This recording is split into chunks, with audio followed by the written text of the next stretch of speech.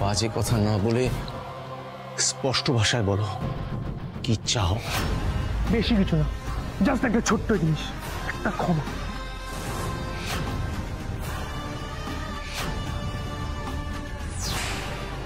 রক্তিম দেব বর্মন আমার কাছে ক্ষমা চাই। এটাও হবে না। তোমার মতো একটা নীচ জঘন্য ছেলের কাছে রক্তিমবাবু কিছুতেই ক্ষমা চাইবে না। আর তার জন্য যদি আমাদের বাড়ি ছেড়ে দিতে হয়, আমরা ছেড়ে দেবো। মিসেস সিনহা, এখন দেখছি আপনাদের সাথে কথা বলে আমরা শুধুমাত্র সময় নষ্ট করলাম, আর কিছুই না। বৌদি, চলো তো এখান থেকে, আমাদের কপালে যা আছে তাই হবে। এই দাবি মানাচ্ছে রাস্তায় থাকা ভালো। চল ডালি। আমি রাজি।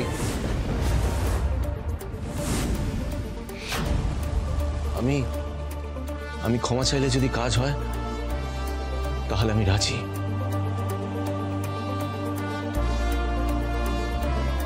কেন রক্তিমবাবু? রক্তিমবাবু, আপনি এদিকে আসুন। আপনি কেন ক্ষমা চাইবেন? আপনি তো... আরে বাবা, আমি ক্ষমা চাইলে তোর কাছে ছোট হয়ে যাব না। এই বাড়িতে বাঁচাতে গেলে যদি ক্ষমা চাইলে প্রবলেম সলভ হয়, তাতে প্রবলেমটা কোথায়? রক্তিম দেব বর্মন এখনো ভাবতে পারছে না ওর উপরে কি ঝড় আসতে চলেছে।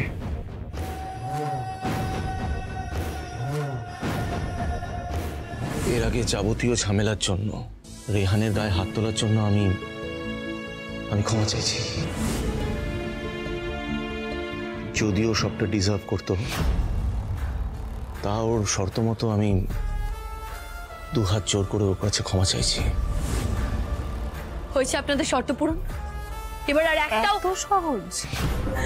এত সহজে ক্ষমা চাইলে সব সমস্যা মিটে যাবে নাকি?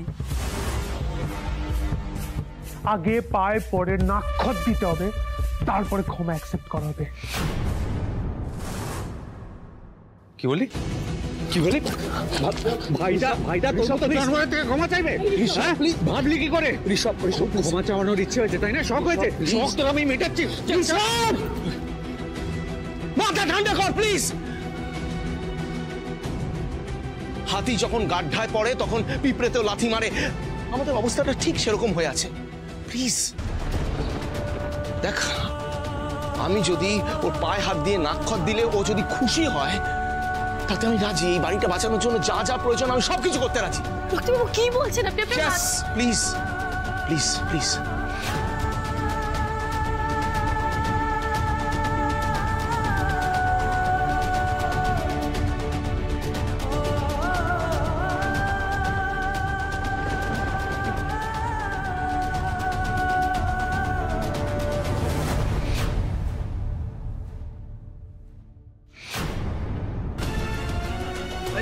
রক্তিমবাবু,